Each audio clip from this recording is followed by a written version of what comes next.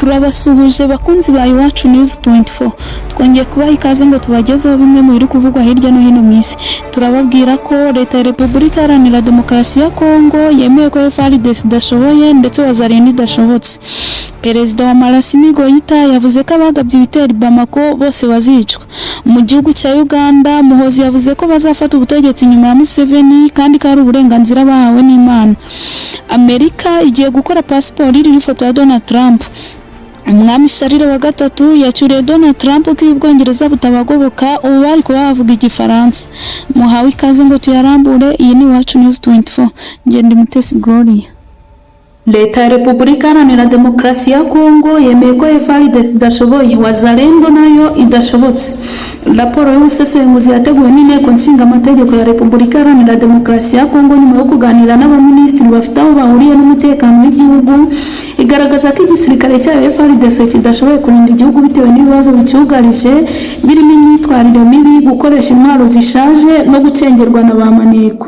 Mu Kuboza 2025, komisiyo y'inteko ishinzwe igisirikare n'umutekano iyobowe na Depite Mikindo Muhima yaganiriye na Minisitiri w'umutekano Jacques Meshabani, Minisitiri w'ingabo Guy Kabombo Mwandiyavita, Minisitiri w'imari Dudu Fuamba, Minisitiri w'abakozi ba leta Jean Pierre Rihawu, Minisitiri wa Mine Louis Watumuka Mama n'intumwa ya Minisitiri w'ingengo y'imari Adolphe Muzito.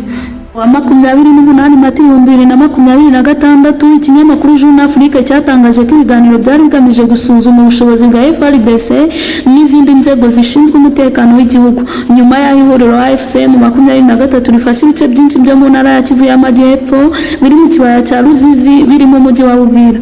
Minisitiri Shabani yabwiye komisiyo kuretse ibice inzego z'umutekano zambuwe na FCM 23, ingabo za Zambia nazo zigenzura bimwe mu bice byo mu ntara ya Tanganyika iri mu majyepfo y'igihugu.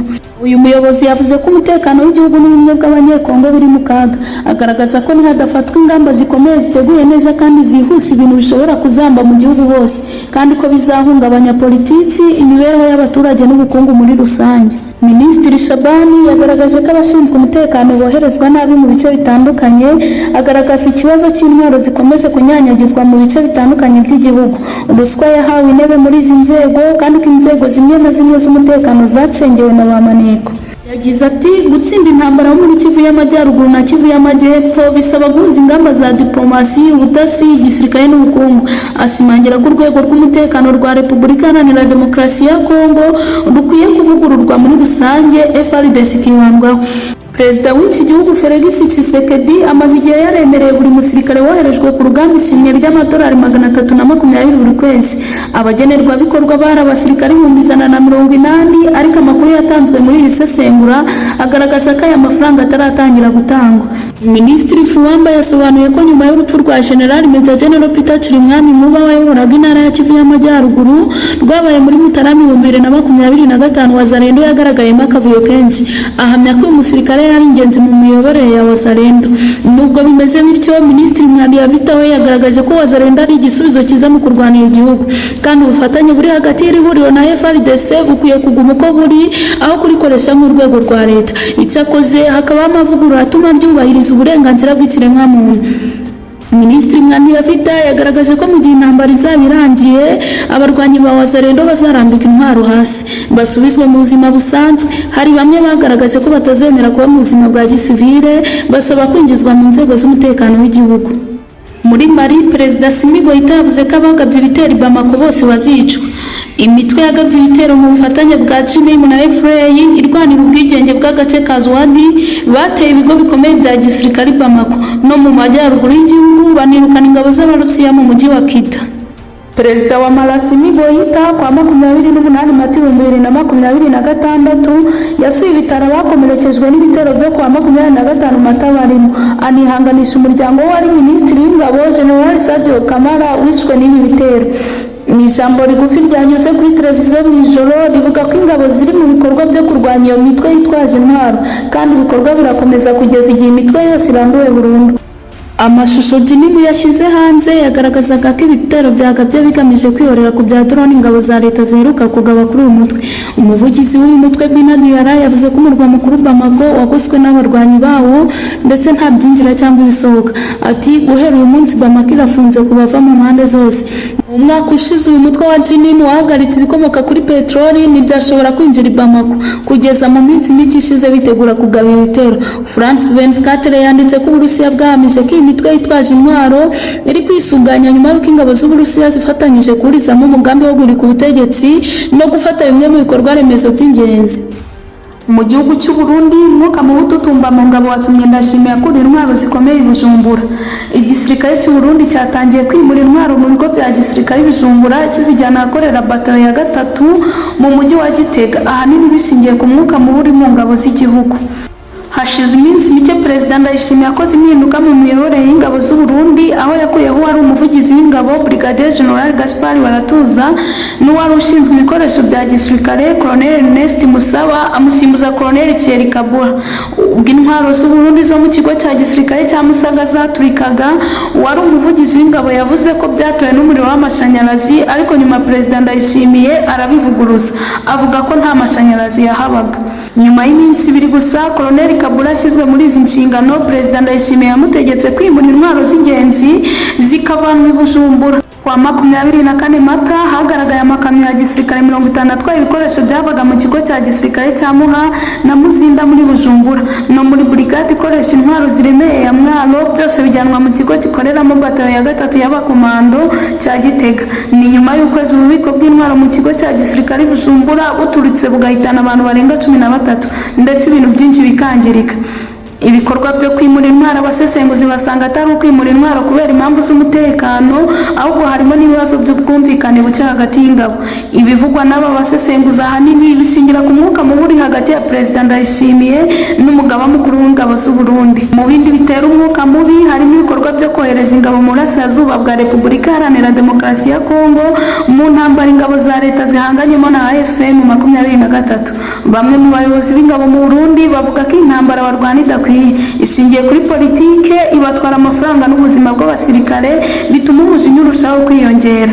Hari abavuga ko bamwe mu basirikare badashyigikiye intambara baba baragize uruhare mu guteza iturika ry'intwaro muri Camp Bezi nk'uburyo bwo kwigaragambya. Umujyi wa Bujumbura uhana imbibi na Kivu y'Amajyepfo muri Repubulika Iharanira Demokarasi ya Kongo, ndetse abasirikare bo mu bigo byaho nibo barinda imipaka. Bivuze ko ikibazo cyabaturukaho cyagira ingaruka ku mutekano mu gihugu no mu butumwa bakorera mu karere.